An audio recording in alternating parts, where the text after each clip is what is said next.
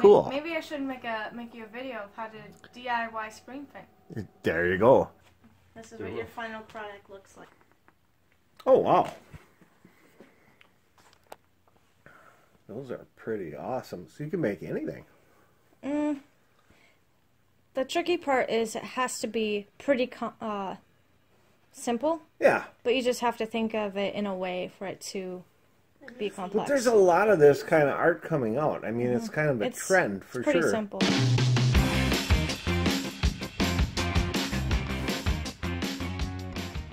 But what you do is you take freezer paper, which has like a paper material on the top, and on the bottom it's kind of smooth. So on the paper part, you draw on it, you draw out your image, and then you carve that image out with an X-acto knife. And then you take your paper and put it on fabric, and then take an iron and you put it. You do that, but it doesn't melt on it, and you don't want to do it for too long, otherwise it'll kind of rip the fibers. But if you do it just for a little while, it makes it sticky enough to stay down on the page, and then make it really, really tight. And then you put your paint in, and then when you peel it, it doesn't leave any residue on the fabric or anything like that. It just makes it kind of cling temporarily until you kind of rip it off. And then when you rip it off, then it just leaves the ink in between. We should do a video on it of the whole process. We are about to see Amanda's creation. Alright, so what I did is I found an image that I liked. And then, so you draw it onto freezer paper. You just get it in the, like where Ziploc bags are in the grocery store. So this side has a smooth surface. And then when you put your heat on, don't do it on this side because it's going to melt onto your iron. And then this side, we will witness Amanda getting injured. This side has the consistency of paper, so you can draw on it really, really well. And then you want to make an image that is like it's kind of like a negative in a sense. So you want to just mark the place that's going to be black, or whatever color ink you have. This is the kind of ink I use. I just got it at Walmart, and it works really, really well. I like it. I don't know how it does through the wash, because what I'm making doesn't necessarily need to be washed. So, but they do make fabric paints that are washable. Yeah. So just look at the bottle. I'm sure this one is washable and doesn't come off. So then what you do is you take one of these kinds of knives. An X-acto knife. X-acto knife. And whatever you want to be black, you just start to carve. And make sure you don't use this on a table. I'm using the back of one of my sketchbooks that is pretty thick. It's like a cardboard cover. So, and you just want to be careful. Notice she didn't say textbook, one which you have to turn back into your school.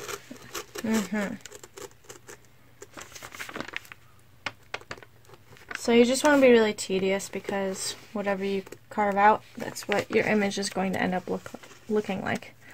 So, yeah, you just keep on doing this. This is probably the most tedious process. And you have to have a steady hand, so.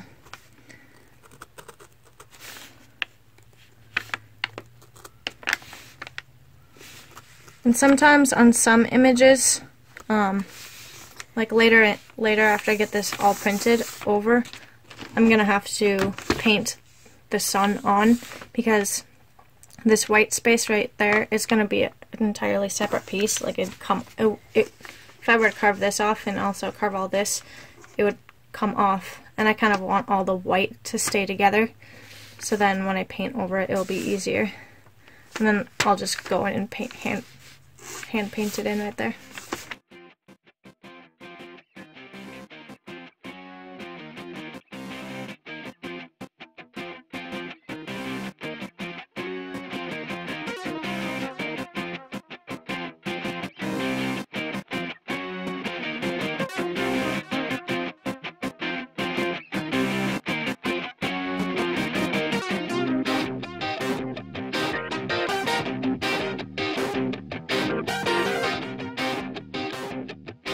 I just don't really like having those separate pieces, but it's not a big deal.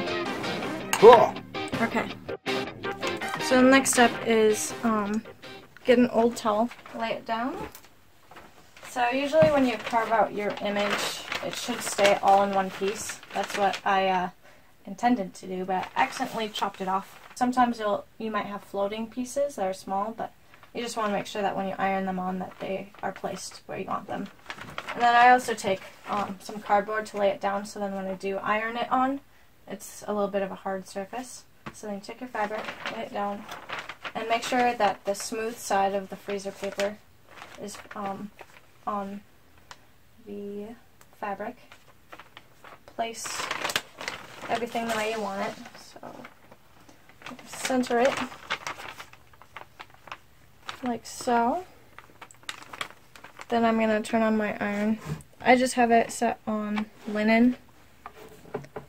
You don't want it super, super hot, otherwise it's going to make the smooth part way too sticky on the fabric. It might tear off some of those fibers, but it's not going to melt onto it. It shouldn't. If it melts on to your fabric, it might be that type of fabric you have, or you have your settings way, way too hot and you want to turn it down. So I'm going to place that like that, and then when you iron it on, make sure you get all the edges. And you don't want to like iron like, you know, get it up like that. You want to make sure it's all flat and smooth, because you don't want to make it create any creases. So I kind of just gently go over it once. So that's a little bit stuck on, but I just want to make sure it's nice and tight.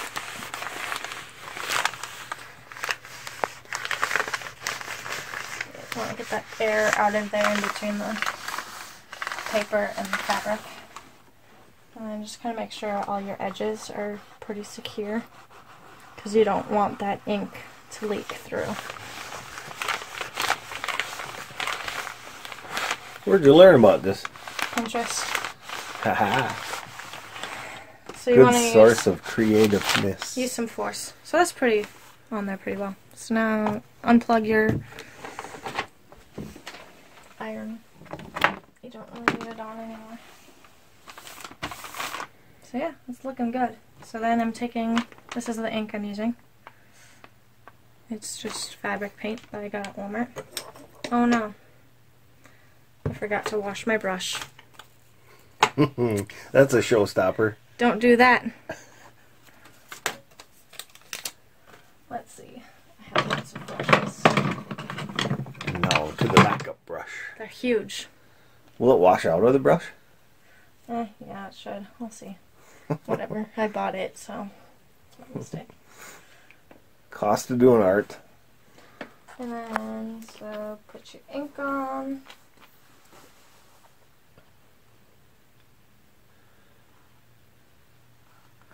People want to peek around your room while you're doing that part. Okay, here comes the next part. And then you go like that. Oh, sorry. Watch out for my big brush. I'm going to poke my viewers in their eye. So now the ink is just going to go in the spaces that are open. A lot of the stencils I found, I just looked at Pinterest for stencils, and a lot of them that I looked at were just pumpkin stencils for pumpkin carving, because it's kind of the same idea. You don't want something that's too complex, because you can't get all that detail in there. That's hard to do with a pumpkin. Well, that's part of the art, is to have that simple look like you have here. Yeah.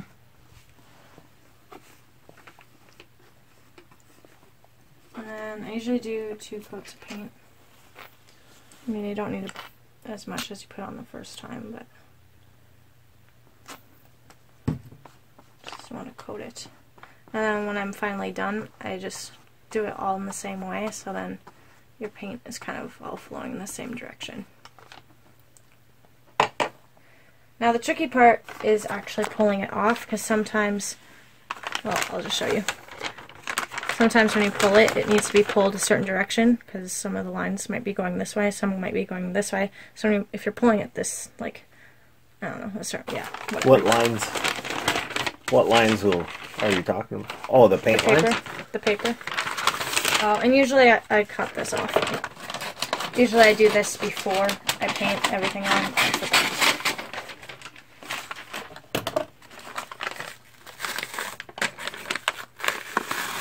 Yeah, so since this is cotton, it's getting a little bit more stuck, but the fabric I used is a little bit thinner, so it's not as sticky. So now you just want to gently... First I'm going to get off this towel. So you just want to gently peel it up. And sometimes as I'm pulling it up, I cut the paper off just so it's out of my way. Because if you pull it off too fast, sometimes the ink will creep under and get onto your... where you don't want that ink. So now, since this is going this way, I'm going to pull it this way. That's what I mean with the lines.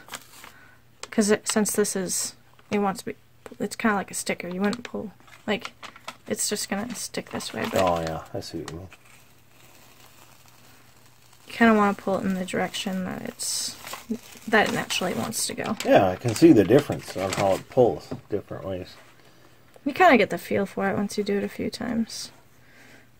Okay. Now you could use your X-acto knife to extract the piece of paper. Look at that. It comes right up. Look at that. Look at that.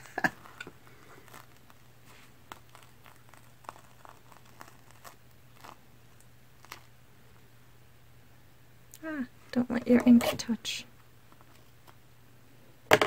Come up this direction. Oh. Yeah, see here I must have pulled it too fast and the ink kind of crept where the line wasn't. Or it could have been... Or it was maybe needing more ironing. Yeah. So, but that's kind of the fun about screen printing, is that it doesn't look perfect all the time. So it has that homemade look and feel. Make sure you don't get ink on your fingers. That sure is better than when I used to sit at my desk and build models when I was younger, because nothing really comes out of building model cars. This gets worn by people. By hipsters. Yeah.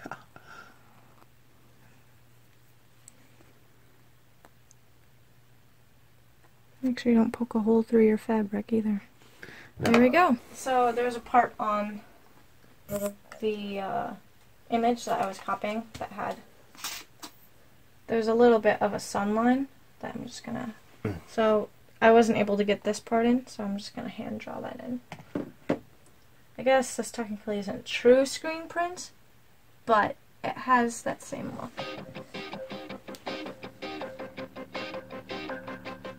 Oh yeah, you're putting in the sun. And there you have it. That's how you do your own screen print at home. Fantastic. Now Amanda's putting these up for sale, and she's already got too many to do along with college, so she'll be a busy girl. If you like what you saw, make some comments below. Give your ideas. Make orders. Well, no, we don't want that many orders, because she is in college and she needs to do that first, right? But thumbs up if you like what you saw, and give a comment. Subscribe. You'll see more of our family doing crazy, zany, fun things like that. Thanks, Amanda. Could be an ice cream cone. I like this one. Mm-hmm. I like this. So what do you do with these? You can sew them on as a patch, or yeah, you can... Well, scene punk kids like to put them on their vests, but I mean, you could do this to your shirts, shoes, if you really wanted to. Do you sew them on or iron them on? Yeah, you could like sew this onto a hat. Hmm. You know, you don't iron. Fabric doesn't iron onto things. The iron-on ones too. Okay. They used to have iron-on things, but they weren't very durable. That's cool, Amanda. And then you carve that image out with an X-acto knife. With a what? With an X-acto knife. Hey, Kate! What? She's talking about doing her project with an X-acto knife. An X-acto Knife? Yeah. It's X-acto. X-acto knife, Amanda. Well, it extracts whatever you want. No, it's an X-acto Knife because you only get it exact. It doesn't extract things. That would Extract be like a means like tweezers. you take Extractors is what a doctor uses to extract like a bone chip. Well, yeah, Yeah. you're extracting your paper. No, you're not. That's exact slicing. We'll show it to you on Google. Ow! What did you just You bit your lip last night and it was bleeding. Now what did you do? I scratched the top of my roof of my mouth. My kids can't talk tonight. You scratched your mouth with a mini donut. I scratched the roof of my mouth with a donut.